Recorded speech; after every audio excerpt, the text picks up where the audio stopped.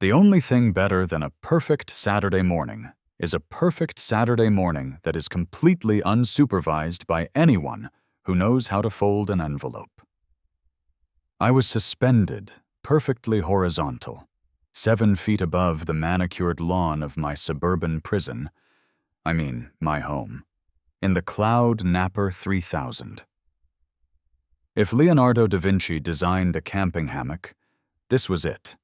High-tensile parachute nylon, 0G support, and a built-in cup holder for my artisanal cold brew. It was my zen, my office, my escape pod from the tyranny of the right angle. I was mid-sentence in a thrilling internal debate about the superior flavor profile of Ethiopian yirgacheffe when the silence broke, shattered by the sound of aggressive, sensible shoes crunching on my perfectly raked gravel. "Mr. Maxwell, Leo, I demand you cease this immediate and flagrant violation." Ah, Agnes, chairman of the HOA Architectural Review Committee, purveyor of passive aggression, and the only person I know who refers to her annual garden display as a horticultural thesis. I didn't open my eyes. "Agnes," I drawled, keeping the tone as smooth as the coffee. "To cease would imply I am commencing something detrimental. I am merely engaging in sustained, elevated repose. It's an accessory to leisure." I made sure the hammock gave a gentle, theatrical sway. I finally cracked one eye open. Standing below me was Mrs. Agnes Dinkle, all tailored beige linen and teeth, flanked by Gary, our nervous HOA enforcement officer, whose clipboard trembled like a leaf in a hurricane. Gary was a good guy trapped in a bad job, the kind of man who apologizes to traffic cones. Agnes thrust a brightly colored laminated notice, the dreaded Form 47B, unauthorized exterior fixture violation, into the air. As of 7:00 a.m. this morning, per the newly revised Bylaw 4.B, hammocks are now officially designated as an unapproved temporary textile structure that detract from neighborhood uniformity and, frankly, diminish the curb appeal of the entire 4th District. I swear, Agnes's face gets sharper every time she mentions curb appeal. She could probably use her chin to cut glass. "Detract? Agnes, this isn't a textile structure. It's a scientifically engineered relaxation vessel. It cost more than Gary's annual bonus. It's a piece of kinetic sculpture that only achieves its full form when supporting the weight of an intellectual contemplating his next tax strategy." I sat up slightly, causing the hammock to sway gently. "Tell me, Gary, does this sway violate the subdivision's wind resistance clause?" Gary immediately stammered, "Oh, Mr. Maxwell, I don't think so, sir. The language is ambiguous." Agnes cut him off, her voice tightening like an overwound watch spring. "The language is clear, Leo. Remove this thing by sunset or face a $100 daily fine, effective immediately. And don't think you can just move it to the back. Visible from any contiguous property is the rule." I sighed, finally swinging my legs out and stepping onto the lawn. My perfect Saturday, ruined by a woman whose greatest joy was probably finding an unraked leaf in her driveway. $100 a day to lie down? That's more expensive than a Manhattan penthouse, Agnes. You're trying to price me out of napping. You're penalizing stillness. "It's about uniformity," she hissed, adjusting her beige collar. I met her stare, a slow, deliberate smile spreading across my face. "Uniformity," I repeated. "Duly noted. But there's a problem with uniformity, Agnes. It gets boring. It gets predictable. It lacks a certain structural integrity." I picked up the laminated notice and tucked it under my arm. "My peaceful life is over, Agnes. But I promise you, something infinitely less peaceful, and far more geometrically sound, is about to begin.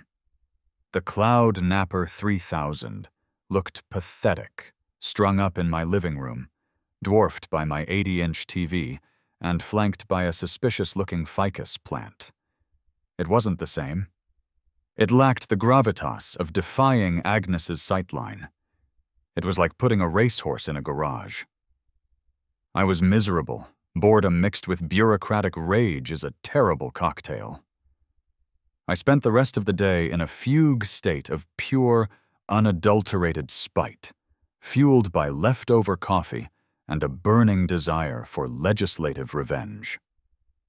I decided to do what any normal, well-adjusted adult would do when faced with petty HOA tyranny. I opened every single document related to the subdivision's bylaws, CC&Rs, and local zoning ordinances. It was 300 pages of mind-numbing jargon, cross-references, and rules about which species of shrub were deemed too exotic. I was looking for the flaw in the matrix. My initial hunt focused on the word hammock. No luck. The new bylaw covered that. I then moved to the definition of a temporary structure. If it was permanent, it was allowed, provided it followed zoning. If it was temporary, it was banned, unless it was under 5 feet high and demonstrably ornamental. I started charting the exclusions. Sheds were banned if visible from the street. Gazebos required 5 permits and a neighborhood vote. Textile structures, that was the banned hammock. But then I saw it, buried deep in Section 9. The Architectural Oddities Appendix, a clause so beautifully vague it made my heart sing with a triumphant, geeky glee. The appendix, likely written in 1985 by someone who thought vinyl siding was the height of luxury, defined permanent outdoor structures. It listed pools, decks, detached garages, and, here was the gold, a category for art installations, non-commercial, which required only an aesthetic justification and had 0 height restrictions, provided they didn't encroach on property lines. Crucially, the definitions of structure were all based on traditional, orthogonal, rectangular forms. There was no mention of anything geodesic, nothing spherical, nothing suspended, and definitely nothing defined as experimental architecture. The rules were designed to regulate cubes, rectangles, and squares. They had forgotten the sphere. The plan crystallized. I wasn't going to fight them over a textile structure. I was going to force them to officially define the difference between a $100 nylon sling and a custom-engineered multi-$1,000 structurally sound polycarbon suspended dome. The goal wasn't just to nap. It was to use the purity of mathematics to expose the absurdity of their rulebook. I immediately opened a new document. Project the Zenith. I picked up the phone and called my friend Marcus, who works in software, but has the philosophical mind of a bored graduate student. Marcus, I have a proposal. I need you to confirm my sanity. Too late, but go on. They banned my hammock, calling it a temporary textile structure. Naturally. So you're buying an even more expensive hammock. No. I'm building a 12-foot diameter, suspended, load-bearing geodesic dome. I'm submitting it as experimental, post-modernist leisure architecture. There was a long silence on the line, punctuated by the sound of him choking on something. So, you're going to spend $5,000 to avoid paying a $100 fine? No, I'm going to spend $5,000 to teach Agnes that true architectural uniformity is found in the sphere, the universe's most perfect shape. It's about philosophy, man. It's an act of geometric resistance. It's a statement about the tyranny of the HOA rectangle. The seeds of spite had taken root, and they were ready to blossom into a giant, expensive aluminum flower that Agnes would have to stare at every single day. The next morning, the first shipment arrived. I'd liquidated a chunk of my retirement savings, money well spent on pure, vindictive satisfaction, and ordered custom-cut aluminum struts, specialized Kevlar blend rope, in HOA-approved beige, naturally, and dozens of laser-cut polycarbon panels. The pile of geometric components sitting in my front yard looked like the aftermath of an alien robot exploding on my lawn. It was magnificent. It was confusing. It was everything Agnes hated. Naturally, Gary, the nervous HOA officer, showed up before noon. He pulled up in his official HOA-branded golf cart, a crime against automotive aesthetics, and walked toward the pile with the cautious dread of a man approaching a wounded animal. "Mr. Maxwell," Gary began, adjusting his clip-on tie. His dialogue was apologetic and rambling, like a software update nobody asked for. "Agnes, Mrs. Dinkle, sent me to follow up on the textile situation, and I see this." He gestured vaguely at the aluminum pile. "Is this scaffolding for a paint job?" "Gary, good to see you," I chirped, entirely too cheerful. "Welcome to the future of suspended living." "Sir, what exactly is this? Because if it's a temporary structure, I'm afraid I have to log the violation. Our rules on temporary structures are very strict, about visibility and duration." I straightened up, adopting my most serious academic posture. "Scaffolding? Gary, how insulting. This, my friend, is the disassembled physical manifestation of pure geometric intent. I'm building a Category 6 semi-translucent, tensile-supported leisure ecosystem." I threw out the jargon with the confidence of a man who just read the words on Wikipedia 30 minutes ago. Gary blinked. Once. Twice. He clearly had no idea what I had just said, his brow furrowed with the kind of intense concentration usually reserved for solving differential equations. "A Category 6 what now?" "It's a geodesic dome, Gary, a 3-frequency aciticity, icosahedral design. It will be suspended, not attached to the ground. Therefore, it is exempt from the foundation and load-bearing wall clauses of Bylaw 8A. I pointed to a strut. "See this component?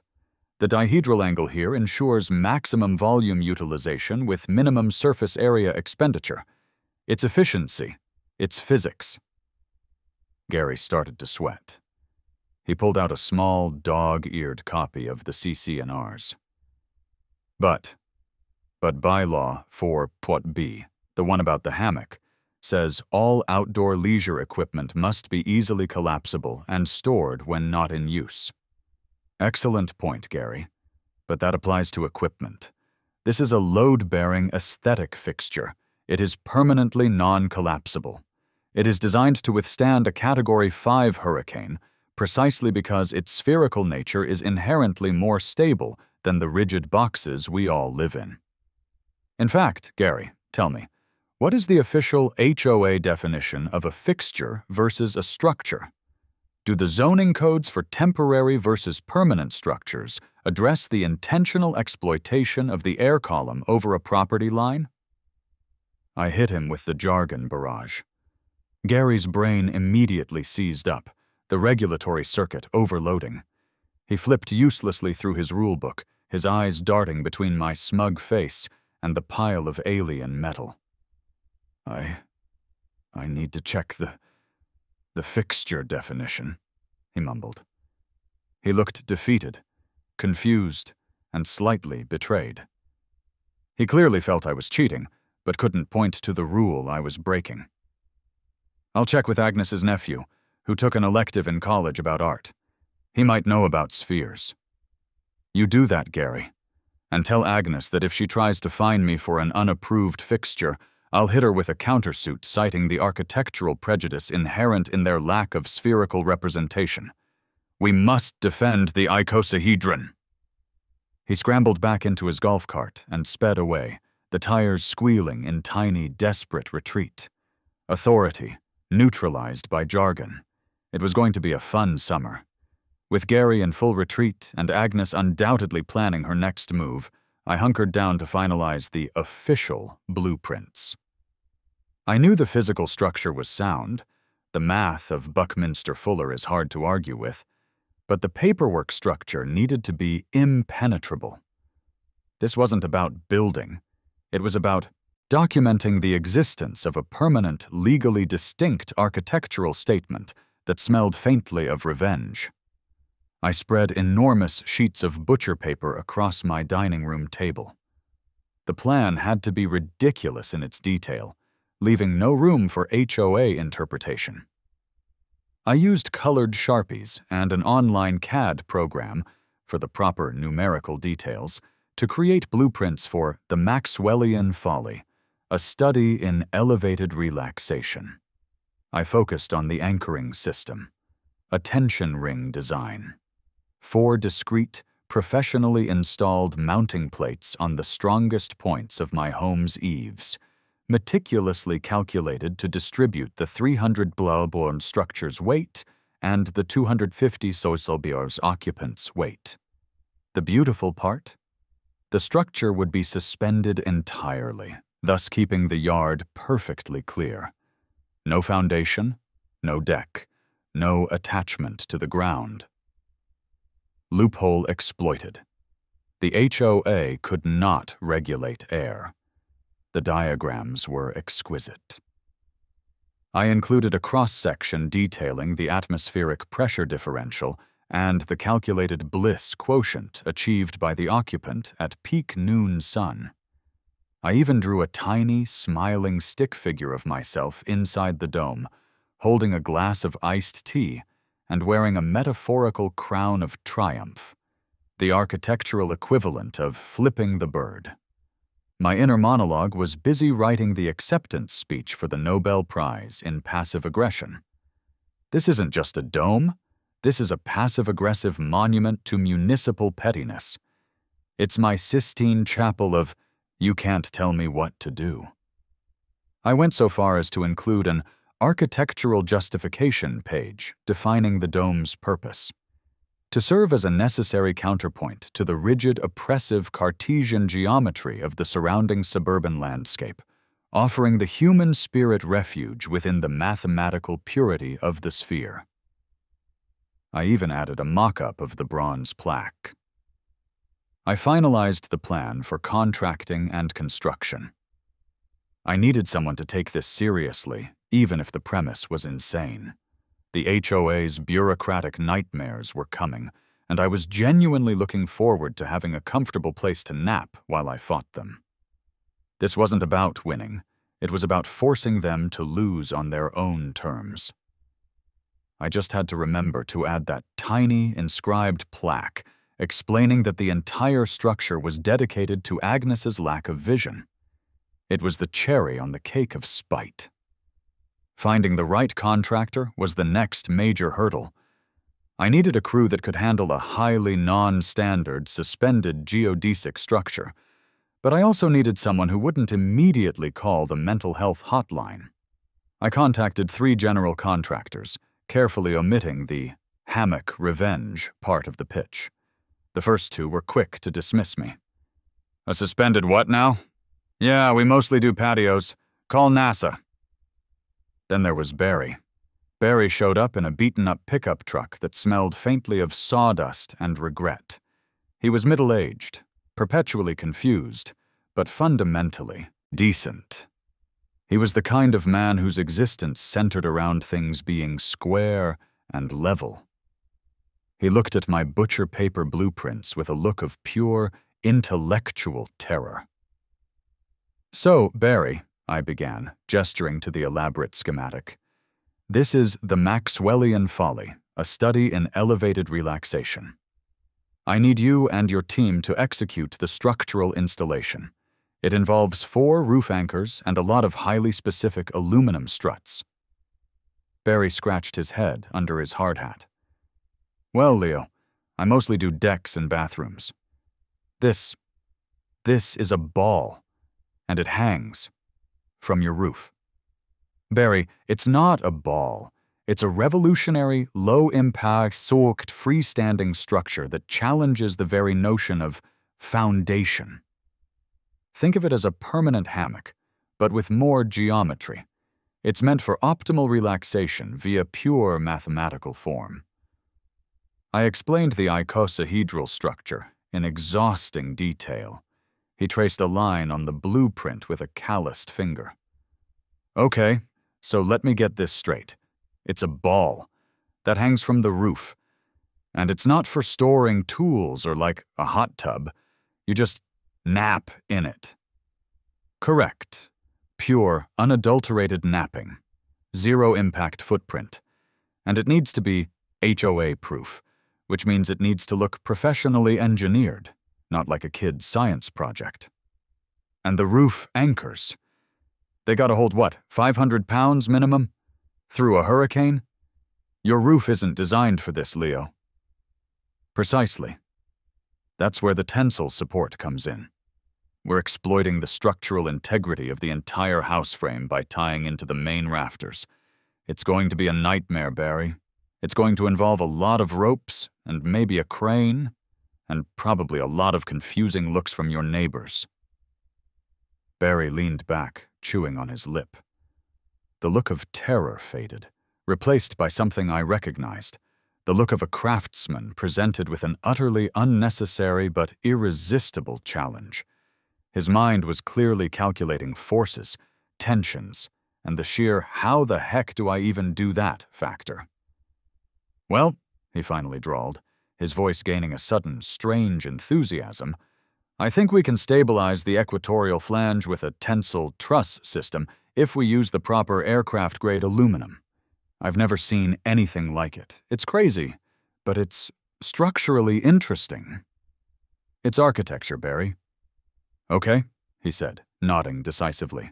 I'm in, but this is going to cost you, because I have to call a bunch of guys who usually build airplane hangars for this kind of structural geometry. He quoted me an insane price, 3 times my initial budget. Deal, I said instantly, shaking his hand. He looked surprised. You didn't even haggle. Barry, you used the phrase tensile truss system with a straight face. You're the architect of my spite. Consider it a blank check for professional absurdity. He grinned, the decent man briefly eclipsed by the inspired craftsman. All right, Leo Maxwell, we're building your space. Hammock. But I still want to know where the water lines are. We usually hook up a spigot. We don't need water, Barry. We need enlightenment. And a comfortable place to nap.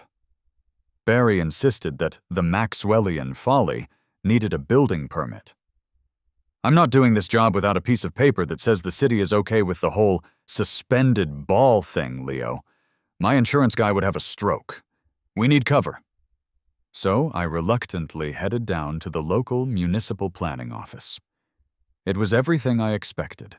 Fluorescent lighting, sticky carpet, and the palpable smell of form-filling despair. I was there to weaponize the bureaucracy against itself. I waited in line for 45 minutes before I got to Carol. Carol was a long-suffering desk clerk, a woman who had seen so many attempts to build unapproved decks, sheds, and regrettable water features that she had permanently lost the ability to smile. Next, she droned, not looking up. Good afternoon, Carol. I need to submit an application for a building permit. I slid the magnificent butcher paper blueprints across the counter. They took up the entire workspace. Carol sighed, adjusted her glasses, and finally looked down. Her eyes went wide. She stared at the incredibly detailed, beautifully rendered diagram of a suspended aluminum sphere. The label, The Maxwellian Folly, stood out prominently. Is that going to be a shed or a pool? She asked automatically, without inflection. Neither, Carol. It's an elevated, non-commercial geometric structure. A tensile-supported, low-poly, semi-permeable architectural statement. I need a permit for the structural anchors on the main roof trusses. They're necessary for aesthetic stability. She frowned, stabbing the keyboard with one finger. Let's see. Outdoor structure. Is it a deck? No. Is it a patio cover? Only spiritually. Is it an accessory dwelling unit? Definitely not. It has no plumbing, no septic, and no kitchen. It requires no plumbing, Carol. It requires contemplation and a Kindle charger. She picked up the phone, rubbing her temples. Brenda? I have a geodesic situation.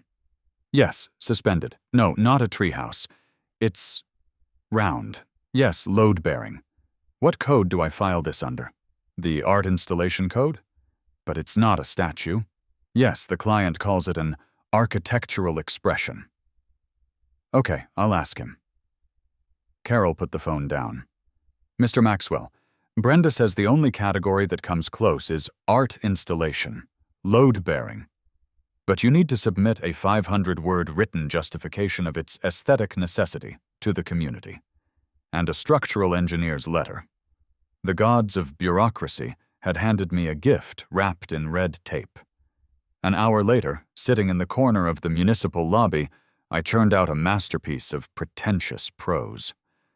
I wrote about the tyranny of rectangular conformity, the history of platonic solids, the geometric integrity of the icosahedron, and how the Maxwellian folly was a necessary protest against the suburban homogenization of the soul. My justification ended with the line, "The sphere is the only true act of architectural freedom left in this subdivision." I submitted the 6-page application package, paid the hefty fee, and walked out with a temporary permit number. The look on Carol's face when I handed her my architectural manifesto was priceless. She simply stamped it, her eyes glazed over, and muttered, "I hate my life. I think I preferred the pool." I had my permit. Agnes Dinkel was going to love this. As expected, the moment the permit filing, complete with my magnificent flowery prose about the tyranny of the right angle, hit the HOA's desk, Agnes Dinkel lost her mind. The municipal government had just given a temporary green light to my passive-aggressive monument. A formal cease and desist arrived the next day via certified mail, addressed in aggressive script. It was 8 pages long and drafted by the HOA's corporate legal counsel, who clearly billed by the word. They cited the new project as a gross violation of Bylaw 14.c, novelty structures, which apparently covered inflatable Santas, oversized garden gnomes, and structures deemed to be for amusement rather than habitation. The letter was dripping with passive aggression, mentioning the detrimental impact to property values and the unseemly display of ostentatious leisure. They also misspelled detrimental as detrimental. I smiled. This was it. The legal fight. I immediately wrote a counter letter, in a matching formal tone, of course, using 12-point Times New Roman and 3 inches of header space. My letter stated, in no uncertain terms, that their definition of novelty structure was unconstitutionally vague, and that my dome was protected under local statutes regarding original, non-commercial architectural expression. I even included a footnote defining the word novelty as a quality of being new, original, or unusual, thus arguing the HOA was attempting to ban originality itself. The HOA needed a real lawyer. I needed a lawyer who found this entire situation as hysterically funny as I did. Enter Rebecca. She was a young, hungry, and slightly eccentric zoning attorney I found via a deeply specialized Reddit thread called HOA versus Humanity. Our first meeting was entirely dialogue-driven, held in her tiny, messy office, which was overflowing with case files and books on urban planning. "So, Leo," Rebecca said, leaning back, a wide grin splitting her face, "you want to fight a $100 fine by building a $5,000 spaceship and hiring me to defend its philosophical integrity." "It's a $7,000 spaceship, Rebecca. And yes, the HOA is fighting the purity of the sphere." "Right. The legal strategy," she said, pulling out a whiteboard and drawing a very bad circle next to a perfect square. "We leverage the dome's geometric perfection against their rigid rectangular worldview. Their bylaws are written for sheds and decks. They cannot conceive of a suspended icosahedron. Every attempt they make to categorize it under existing rules will only expose the weakness of their rules. So, how do we refer to it in correspondence? We are going to use highfalutin language exclusively. No more dome or ball. From now on, in all legal filings, we refer to it as the project, or more formally, the structure of elevated intent. We make them type that phrase out 100 times. It forces them to treat it as serious architecture. I love it. It makes me sound like a revolutionary philosopher. You are, Leo. You're fighting HOA tyranny with pure Euclid. Also, she picked up the HOA's letter, they misspelled detrimental. That's a gift. That gives us moral high ground and a beautiful opening line in our response. We find it detrimental that the Architectural Review Committee cannot even spell the adjectives they assign to our client's structure. We point out that their own documentation is grammatically compromised. We spent the next 2 hours drafting a response that was a masterwork of legal snark, heavy on Latin phrases and light on actual concession. We signed off demanding a formal hearing. The game was officially afoot, and my legal representation was equally unhinged. This was going to be the zoning case of the century. Construction started. Barry and his 2 guys, Chip and Dale, who looked like they'd rather be anywhere else, possibly building a standard rectangular shed, were attaching the custom aluminum struts to the 4 roof anchor points. They had a small, specialized lift to hoist the components. The sight of a half-built aluminum sphere hanging over my driveway was, admittedly, spectacular. It looked less like a napping pod, and more like a captured alien spacecraft waiting for retrieval. The spectacle was too much for a neighboring Karen, who clearly skipped my architectural oddities open house. At 10:30 a.m., a familiar police cruiser, not the golf cart, pulled up. I walked out to greet Officer Miller and Officer Chavez. They were both young, very bored, and clearly drawn into this situation against their will. Their uniforms seemed too crisp for the level of intellectual chaos they were about to endure. "Morning, officers," I said, leaning casually against a partially assembled face of the dome. "Beautiful day for challenging architectural norms, isn't it?" Officer Miller, the more senior of the 2, tapped his clipboard. "Mr. Maxwell, we received a call reporting a suspicious high-altitude scaffolding situation that looks like a missile launcher, and also a UFO crash in a residential zone. We are required to investigate potential public safety concerns." Officer Chavez couldn't quite stifle a laugh, covering it with a cough that sounded suspiciously like the phrase "spaceball." "I assure you, officer, it is neither a missile launcher nor an extraterrestrial craft. It is the Maxwellian folly, a study in elevated relaxation." Handed them a copy of the official art installation,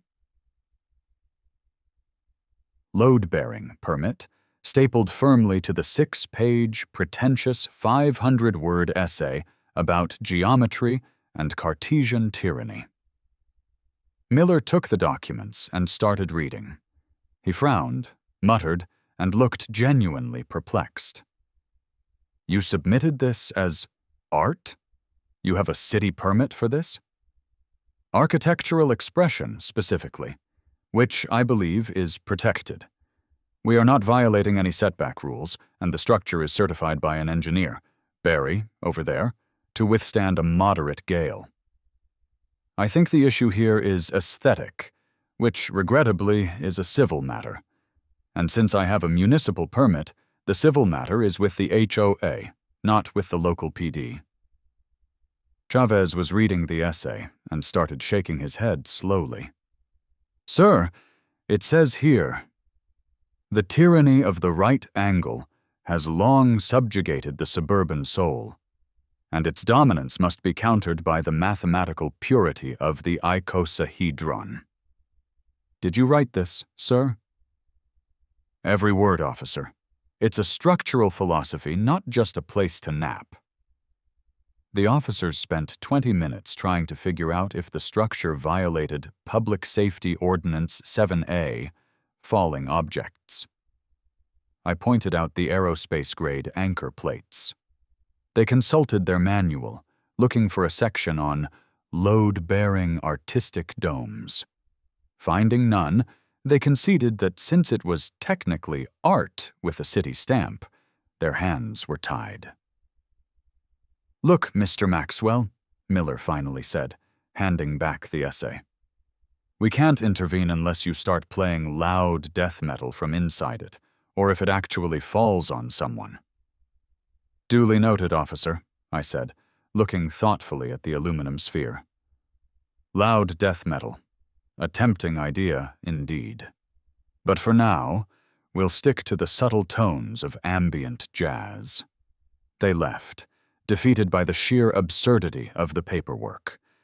The interaction confirmed that when dealing with authority, the more pretentious and detailed your documentation, the faster they retreat. The dome itself was structurally sound, a gleaming monument to aluminum and spite. But the question of access remained. How does one enter a suspended sphere? My initial plan was simple, and in hindsight, tragically flawed. A cool, bohemian rope ladder. The HOA, having regained its footing after the police visit, immediately struck. Agnes sent a second, even angrier letter, citing Bylaw 2.D, unsupervised vertical access points. The letter argued that the rope ladder presented an attractive nuisance, a potential liability for unattended minors and overly curious mail carriers, and an unapproved fire hazard. "They have a point, Leo," Rebecca admitted, suppressing a laugh on the phone. "A rope ladder is too hammocky. It suggests temporary frivolity.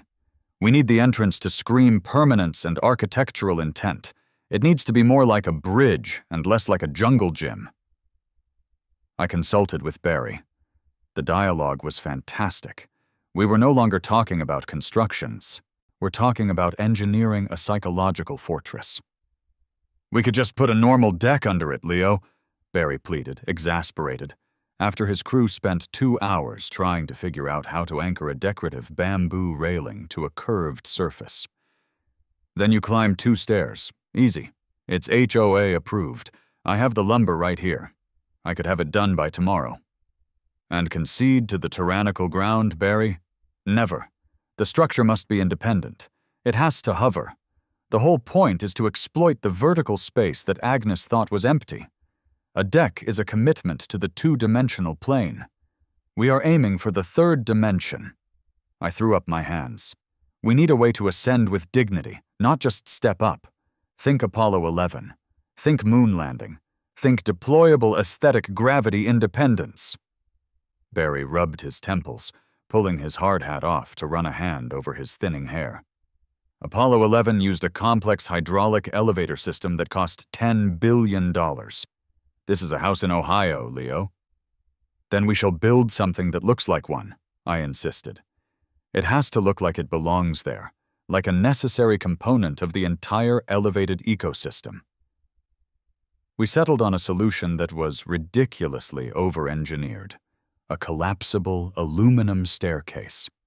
It wasn't motorized, but it had heavy-duty industrial hinges and latches, and when folded, it sat flush against the dome like a metallic cocoon. When deployed, it dropped down with a satisfying metallic clank, exactly like a lunar lander's egress ramp. The effort to install this ascension device was far more complex than the dome itself. It required custom welding, structural calculations for the hinges, and a lot of swearing from Chip and Dale, who now hated me and my architectural vision equally, but who were, to their credit, excellent welders. One physical comedy moment involved Barry getting stuck halfway up the ladder during a test run, demanding I bring him a wrench while simultaneously trying to argue the merits of a fixed ladder versus a deployable ramp. "See, Leo, a fixed ladder is sturdy. This thing is moving, it's all wobbly," he yelled down, dangling slightly. "It's not wobbly, Barry. It's kinetically responsive. It simulates the subtle shifts of atmospheric pressure. It's structural empathy. Also, just drop the wrench, I'll catch it." "No, I'll break a window. Just hold the damn frame still." Despite the mishaps and Barry's growing exasperation, mixed with that strange, grudging admiration, the ascension device was installed. It was official. The dome had a landing ramp. Agnes's unsupervised vertical access points problem was solved by transforming the access point into an authorized piece of bespoke engineering, complete with a tiny, safety yellow caution label that Barry insisted on. The exterior was complete, but the interior needed work. To be considered architecture, a point my lawyer insisted on, it couldn't just be a bare shell. It needed to be functional and, crucially, look like someone had thought about it, beyond just where do I put my feet. I decided on a sparse, minimalist theme, a Japanese-inspired relaxation pod. The goal was simplicity, a quiet escape from the suburban sprawl. I hired an interior designer, Chloe, who specialized in tiny homes and had an excellent portfolio of beautiful, space-efficient designs. She arrived with fabric swatches and a look of deep, professional skepticism, like a sommelier presented with a juice box. "So, Leo," Chloe said, standing on the grass and looking up at the suspended sphere. "Tell me about the natural light, the storage requirements, and the primary function. We have to make the most of the curvature." "Primary function is optimal repose. Storage is minimal, a Kindle and a water bottle. Natural light is 360-degree, semi-translucent polycarbon paneling. It's a bubble, Chloe. A very expensive, legally sound bubble." The dialogue between us was a fascinating clash of minimalist aesthetics and extreme structural constraints. "The challenge," Chloe began, "is the curvature. Everything needs to be custom-built to the arc. I suggest we introduce tasteful, recessed LED lighting that changes color, and maybe a bamboo-slatted floor to give it warmth and grounding." "No, Chloe," I countered firmly. "We are avoiding the floor. The only piece of furniture allowed is a single, perfectly suspended memory foam pad. No floor. We are not grounding the spirit. The curvature of the walls is the decor. We are celebrating the architecture, not hiding it with shag rugs or mood lighting." She sighed, pulling out a color chart. "What about a focal point? A piece of artwork? Maybe a shelving unit for books? I can integrate it seamlessly into the dome's structure." "The focal point, Chloe, is the feeling of weightless repose. A table or a shelf would introduce the concept of work, of stacking, of organization, which is structurally and philosophically incompatible with the dome's mission statement. We need one small, solar-powered charging station, because even enlightened contemplation requires 5G and a fully charged device. So, a suspended charging mat and a bed? She asked, writing on her notepad. And the charging mat must be aesthetically integrated into the curvature. We are aiming for 0G monastic chic. No distractions, just geometry and the perfect nap. Chloe finally cracked a smile, admitting defeat to the absurdity. Fine. 0G monastic chic it is. I will source a custom hammock-style memory foam unit that is suspended from the equatorial ring. It will look insane, but it will be architecturally necessary. We shook hands. My interior designer, despite her initial professional reservations, was now fully complicit in the absurdity. The Geodesic interior would soon be ready for its debut as the world's most pretentious napping pod. The structure was complete. It was beautiful, ridiculous, undeniably present, and gleaming slightly in the afternoon sun. The interior was a perfect, suspended pod of tranquility. I took my inaugural nap, a quiet moment of triumph, knowing the peace would not last. The HOA's next line of attack was inevitable. The City Building Code Inspector. Mr. Henderson arrived mid-week, prompted by Agnes's aggressive report claiming an unauthorized habitable structure and a new claim, structural encroachment on imaginary airspace. Henderson was a by-the-book man, gray-haired and wearing the permanent grimace of a man who only deals with people who cut corners on their home additions. Mr. Maxwell, Henderson started, holding a sheaf of official papers. I am here regarding the structure, or what the claimant refers to as the oversized load-bearing backyard egg. I need to conduct a full inspection to confirm compliance with R1 zoning residential codes. Mr. Henderson, I replied, perfectly calm, gesturing toward the lunar lander staircase. Welcome to the Maxwellian Folly. Please note the official art installation, load-bearing permit, which you will find in my hand. Also, please use the Ascension device with care. It's an original design. Henderson gingerly climbed the ladder, the Ascension device clanking loudly on the hinges, and entered the dome. The scene was pure dialogue gold, a hilarious back and forth where Henderson attempted to apply residential codes to a suspended sphere. I need to check the minimum room dimensions, he stated, pulling out a tape measure and failing to find a corner to measure from. The structure is spherical, sir. By definition, it has no minimum room dimension in the traditional sense, as volume is maximized everywhere relative to surface area. It's a non-Euclidean living space. What is the minimum legal cubic footage of air? I don't measure air, Mr. Maxwell. I measure walls. Then you cannot measure this. The wall is the ceiling, which is the floor. It is a unified structure. Where's the required fire-rated access door? The entire structure is egress. If I need to exit quickly, I drop the Ascension device and descend. The polycarbon panels are also designed for quick, structural disassembly in an emergency. It's safer than a locked bedroom door. But where is the plumbing? The residential code mandates indoor running water if it is a habitable structure. I see no sink, no toilet, no drain. It is not habitable in the permanent sense, Mr. Henderson. It is a structure of temporary elevated contemplation. I do not plan to reside in it, merely repose in it. Also, I added, pointing to the sleek, solar-powered USB charging port, it has power, which means it's technically an accessory electronic device, not a dwelling.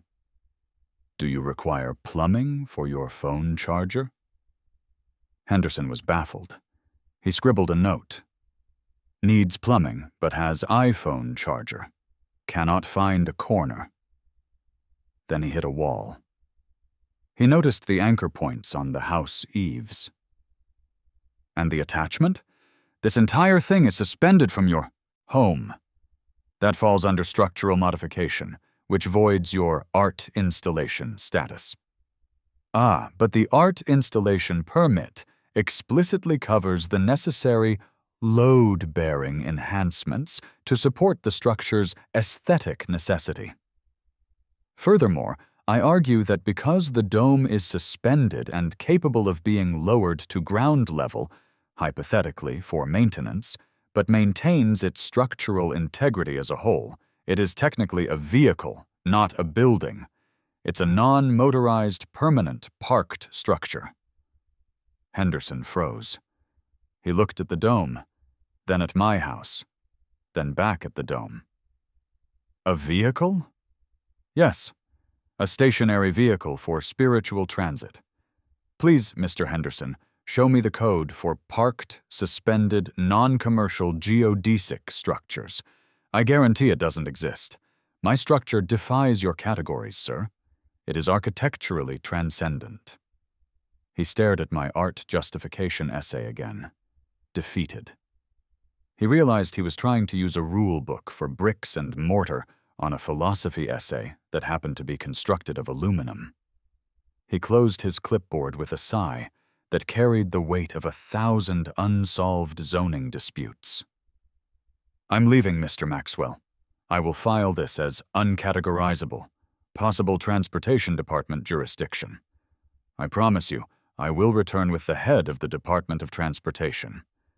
I waved cheerfully from inside my sphere. I'll be napping, Mr. Henderson. If you need me, just deploy the Ascension device. The final administrative battle arrived, the emergency HOA hearing. They were done with letters and code inspectors. They wanted to face me and my spherical rebellion in person. I attended with Rebecca. Agnes Dinkle, looking particularly stern in a black blazer that somehow managed to look angry, opened the meeting with a PowerPoint presentation titled The Devaluation of Quadrilateral Integrity, a Case Study in Geometric Abuse. It was magnificent. Her slides featured heavily zoomed-in photos of the dome, captioned with phrases like architectural arrogance and a threat to shingle aesthetics. Rebecca and I were ready. We had matching poker faces and an arsenal of pretentious architectural theory. Agnes spoke first, her voice shaking with controlled fury. Mr. Maxwell has willfully constructed a recreational eyesore, suspended like some giant metallic egg in flagrant disregard for our community standards. We ask for an immediate injunction to compel its deconstruction and the removal of the offensive bronze plaque. Rebecca stood up, cool and collected, adjusting her reading glasses. Objection. Council is attempting to use inflammatory, non-specific terminology. We have established, via the city's own permits, that this is not an eyesore, but a legally recognized art installation. Furthermore, to call the dome an egg is geometrically unsound. It is a 3-frequency, icosahedral dome. The metallic egg is an architecturally recognized form of curvilinear structural postmodernism, commonly found in protected installations in major urban centers. The 5 HOA board members, all retirees who looked like they'd rather be golfing than listening to a lecture on structural geometry, exchanged panicked glances. I chimed in, leaning into the mic with practiced sincerity. My only crime, board, is embracing a superior structural form. My dome is designed to reduce wind load and maximize interior space. It's efficiency. It's math. Are you going to ban Pythagoras next? The question is, board, where is your official written definition of aesthetic appeal? Is it based on the tyranny of the rectangle, We demand spherical equality.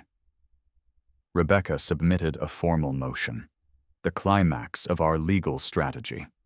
We demanded the HOA either A. Produce a universally accepted architectural definition of novelty structure that explicitly excludes spheres and suspended structures, or B. Recognize the Maxwellian folly as a protected, non-commercial architectural expression under the First Amendment, a stretch, but a fun one. The board realized they were hopelessly outmatched. They were fighting a geometry lesson backed by a hungry lawyer. Agnes's lawyer, a nervous man in a cheap suit, just kept staring at Rebecca, who was citing Le Corbusier as if he were a legal precedent. The board chairman, a Mr. Peterson, threw up his hands. We need to review the definitions of novelty and icosahedral. This is unprecedented. We adjourn until further notice. The verbal duel was over, and we had won the battle for definitional supremacy. Agnes's face was the color of a badly maintained lawn. While the legal battle simmered, Agnes was too proud to concede, too defeated to actively fight. I turned my attention to the final touches on the interior. The suspended memory foam pad was installed, perfectly balanced and ready for optimal repose. Barry came by to collect his final, massive check. He stood below the dome, looking up at his handiwork. He had this look on his face, a mix of pride and mild horror. "You know, Leo," he said, shaking his head. "When my wife asked, I told her I built a suspended geometric relaxation pod. She still thinks you're crazy, but she respects the commitment. And honestly, it's the cleanest job I've ever done. Everything's plumb and true, even if it's a ball." "It's about commitment, Barry. Commitment to the cause of napping," I replied, handing him the check. "You're a true pioneer of elevated intent." "Just don't call me an architect, Leo. I'm a contractor. I like my walls straight." To fully cement the structure's purpose and memorialize the absurdity of the fight, I had commissioned one last item, a small, heavy bronze plaque. I mounted it next to the collapsible ladder on the side of the house. The plaque was short, brutal, and perfect. The Maxwellian Folly, a study in elevated relaxation. Dedicated to the principle that all structures, regardless of form or function, deserve the dignity of a noun. An architectural expression of spite. Est 2025. I took the final climb up the lunar lander staircase, collapsing it behind me. Inside, the silence was absolute, broken only by the soft hum of the solar charger. I lay down on the suspended pad. The afternoon sun filtered through the polycarbon panels, creating a soothing, low-poly glow. I had achieved a level of quiet defiance I hadn't thought possible. I was suspended over my yard, legally protected, utterly comfortable, and knew that outside, the entire neighborhood was simmering with barely contained fury. The dome felt like a fortress built not of stone, but of paperwork and spite. I closed my eyes and smiled. The hammock was dead. Long live the folly. You can't build a suspended aluminum spite sphere in a heavily regulated suburban neighborhood without attracting attention. It was inevitable. A few days after the HOA hearing stalled, the local news crew caught wind of the story. Man fights HOA tyranny with math. Is this spite or genius? They showed up unannounced, cameras rolling, ready for their viral moment. The segment was titled, of course, The Spite Sphere. The scene was pure performance art. I was mid-interview with a chipper, slightly bewildered local reporter named Tiffany. I made sure I was reclining perfectly in the dome, looking like a suburban astronaut on vacation. The single memory foam pad was a perfect picture of sophisticated relaxation. "So, Leo," Tiffany chirped, holding her microphone up toward the dome's opening. She had to slightly shout to get the sound right. "This all started because they banned your hammock?" "No, Tiffany," I replied, maintaining a tone of deep serenity. "It started because they banned my lifestyle. The hammock was merely the physical manifestation of my non-conforming repose. The dome is the response to that philosophical assault. They sought to impose rectangular uniformity. I countered with the universal perfection of the sphere. It's a statement about personal liberty, constructed from aerospace-grade aluminum. It's a necessary piece of defiance." I went on, completely unfiltered. I explained that the dome was a necessary reaction to oppressive rectilinearity and a symbol of air rights for the common man. I cited the exorbitant fines and the ludicrously specific new bylaws. The camera panned over the bronze plaque, an architectural expression of spite. "And you call this a folly?" Tiffany asked. "It is a folly only because it is a protest against foolish rules. I am asking a simple question. If a structure does not touch the ground and provides optimal contemplation, is it not the height of architecture? The dome is challenging the very notion of what it means to be home. I am an advocate for geometry that encourages relaxation. The square fosters anxiety. The sphere fosters zen. What does your neighbor, Mrs. Dinkle, say about the zen?" I believe Mrs. Dinkle finds the structure detrimental to the integrity of the curb aesthetic, which, Tiffany, is exactly the kind of narrow, two-dimensional thinking we are fighting.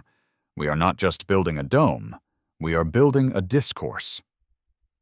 The news segment aired that night. It was an instant local sensation. By morning, the video had gone viral nationally. The comments section exploded. "This guy is my hero. HOAs are the true enemy of freedom. I'm moving to his neighborhood just to build a pyramid." What a menace. If I lived next door, I'd throw rotten eggs at that stupid ball. He should be fined $1,000 a day. His legal argument based on Euclid is genius. I am now building a suspended octahedron. Thank you, Leo. The bronze plaque alone deserves an award.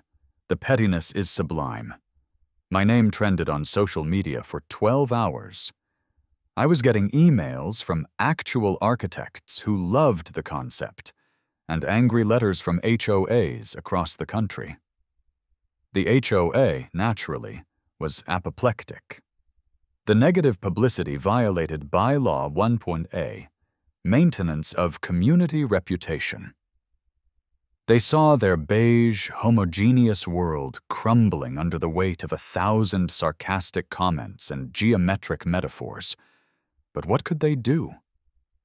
I was now a national symbol of anti-HOA defiance, protected by a building permit, and, thanks to Rebecca, a strong legal argument about freedom of architectural expression.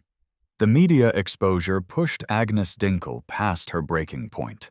She couldn't handle the comments, the emails, or the fact that a local TV reporter had called her the Queen of the Right Angle. She and the HOA board, in a panic, performed a legislative Hail Mary.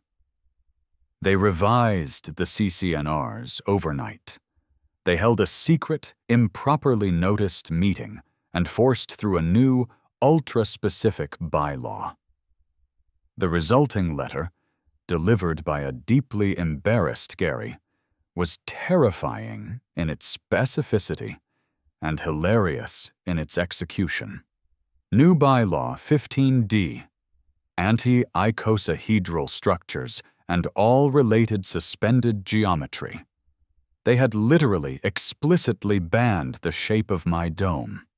Furthermore, they revised the definition of a structure to explicitly include anything that can hold a person, even if for only 1 minute of contemplation, regardless of whether it is touching the ground. They demanded the dome be taken down within 48 hours or face a massive lawsuit for violating the newly amended crystal-clear code. I immediately called Rebecca. "Rebecca," I said, trying to sound outraged, but failing. "They banned the icosahedron. They are fighting math. They've declared war on platonic solids." Rebecca was shrieking with laughter on the other end of the line. "They banned the icosahedron. They put all related suspended geometry into a legal document. Leo, this is beautiful. This is the most ludicrous, specific piece of legislation I have ever seen. It's so specific. It's personal." "But isn't it now legal? They closed the loophole." "No, it's better than legal. It's proof. They've admitted in writing that your dome is a unique category.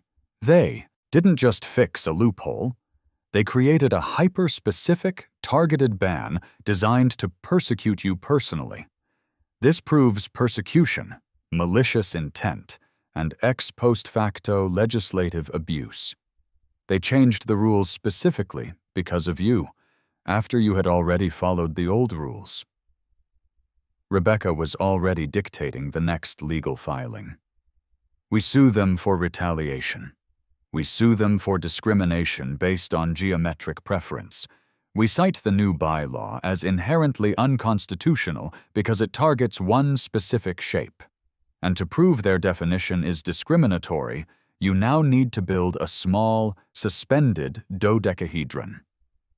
"A smaller ball? A new legally necessary sphere?" "Yes. We build a second, even smaller legally necessary sphere to show their law is fundamentally flawed. Get Barry on the phone, Leo. We need a dodecahedron by Friday. It doesn't have to be big. It just has to exist and prove their law is absurd." The situation had officially transitioned from a petty spat to a full-blown, geometrically themed culture war, and my legal team was ready to escalate. Before the big retaliation lawsuit, Rebecca suggested a final PR move, another, larger, architectural open house. The goal was to cement public opinion and generate a mountain of community support before we went to court. I strung up fairy lights around the Ascension device, baked cookies, HOA-approved recipe, just to be safe, no novelty cookies, and put out a sign. "Experience elevated intent. Geometric freedom tasting." The neighborhood response was amazing. Some neighbors came out of genuine support, some for the cookies, and many just to stare.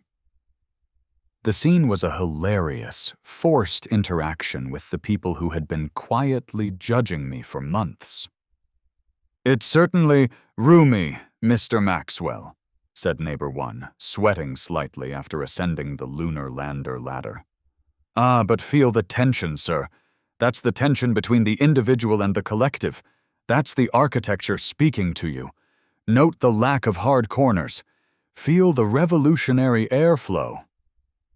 I narrated the experience loudly, ensuring everyone on the street could hear me. "It's hot up here. Very warm." The neighbor scoffed, trying to find a spot to lean. "It's not hot, sir. It's thermodynamic honesty. A simple structure allowing for a connection with the sun. That's the architecture challenging your definition of comfort. You are feeling freedom." The climax of the open house came when I spotted her. Agnes Dinkle. She was standing behind the curtains of her living room window, holding a pair of binoculars, trying desperately to secretly peek at the geometric freedom tasting. I raised my glass of iced tea high, right in the direction of her house. To Agnes, the accidental muse of modern spherical construction. She may not agree, but she inspired every bolt of this majestic structure. She instantly dropped the binoculars and retreated. The event worked perfectly. We collected a dozen signed statements supporting the dome's aesthetic value, and proved that the community was, at best, deeply divided, and at worst, fully on my side. I had turned a code violation into a local cause célèbre, and the community was now complicit in my spite. The lawsuit came to a head in a local courtroom. It wasn't a high-stakes corporate drama, but it was certainly the most important architectural zoning case of the decade in suburban Ohio. Agnes Dinkle sat glowering at the defense table, next to her increasingly nervous lawyer, who looked like he wanted to specialize in anything but geometric discrimination. The dialogue in the courtroom was the climax of the entire saga.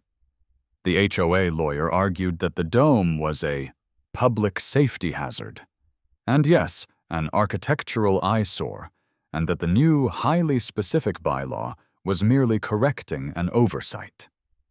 Your Honor, the structure is objectively a novelty. It looks like a giant, suspended children's toy. Rebecca countered by using the HOA's own language against them. Your Honor, the prosecution's central argument rests on an ex post facto legislative act, the bizarre and unconstitutional banning of the icosahedron. They are not protecting community standards. They are engaging in geometric discrimination to punish my client for his original expression. They targeted a specific shape. If we ban the icosahedron, what's next? The triangle? The pentagon? We are fighting for the structural diversity of this community. I stood up for my closing statement, keeping my tone measured, sincere, and infused with just the right amount of sarcasm. Your Honor, I began, hands clasped. The prosecution has asked you to ban the sphere. The sphere is nature's perfect shape. They are asking you to ban perfection. This is not a legal matter. It's a structural manifesto.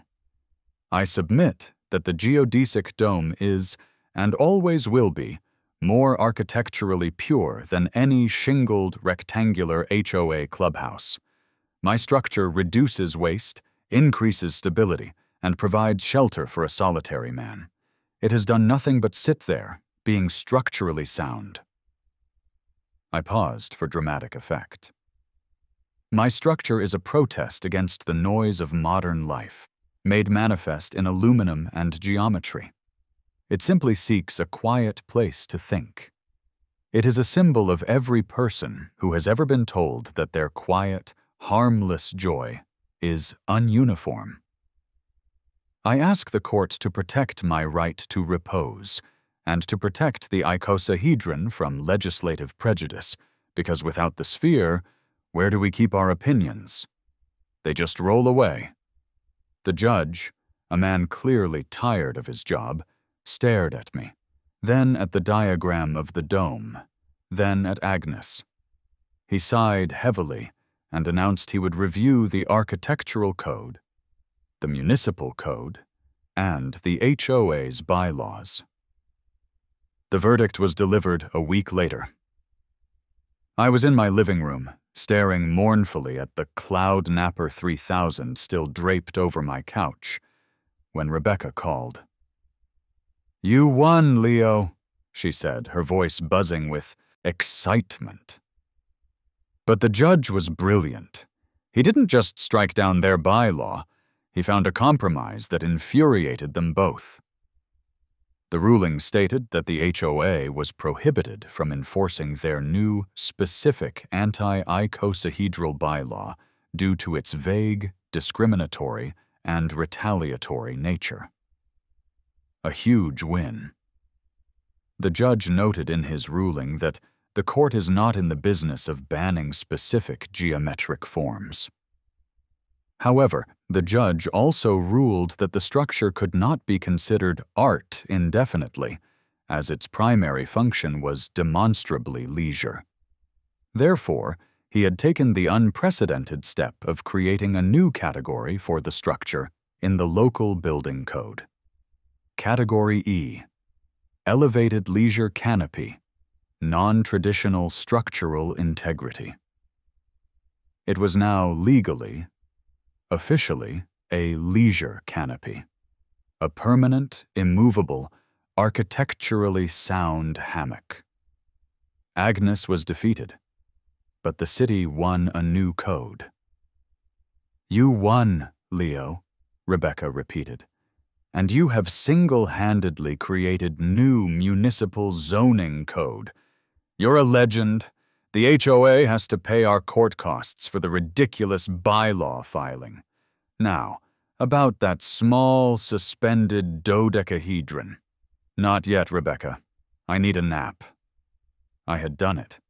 My architectural spite sphere was now a legally protected structure. I grabbed a fresh iced tea and headed outside. The war was over, and the geometry had prevailed. Weeks later, life returned to normal. Or as normal as it can be when you have a 12-foot suspended geodesic sphere hanging over your yard, listed in the city records as a Category E, elevated leisure canopy. The press had moved on, and the neighbors had mostly accepted the Maxwellian folly as a strange but permanent part of the landscape. I was fully ensconced in the leisure canopy, sipping my iced tea, enjoying the quiet hum of the afternoon.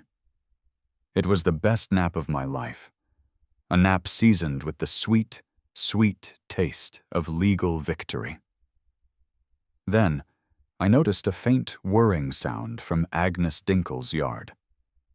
I peered through the polycarbon panels and looked down.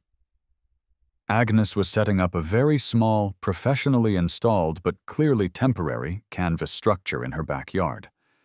It was a pop-up tent, but elevated slightly on precisely measured wooden blocks and anchored with industrial-grade rope. It wasn't a geodesic dome, but it was certainly defying the ground. It was Agnes's own miniature, grudging, quasi-legal, elevated leisure canopy. She had copied me. The woman who hated my hammock now had her own. She finished setting it up, then climbed into it with a great deal of difficulty. She looked over at my majestic sphere with a look of pure, defeated rivalry, a look that said, "I still hate you, but I must admit the shade is excellent." I raised my iced tea in a silent toast. She hesitated for a moment, then gave a tiny, weak wave back. Leo's inner monologue. "They tried to ban my hammock. They called it textile trash. Now they have to live under the shadow of my geodesic brilliance, forced to adopt my architectural defiance just to keep up." The victory wasn't just in the lawsuit or the new zoning code. It was here, in Agnes's grudging surrender to the concept of elevated repose. The universe is perfectly spherical, and Agnes finally figured out that sometimes you just need a quiet place to chill. And that, my friends, is how you win a war against bad zoning and worse fashion sense. It's not just defiance, it's architecture.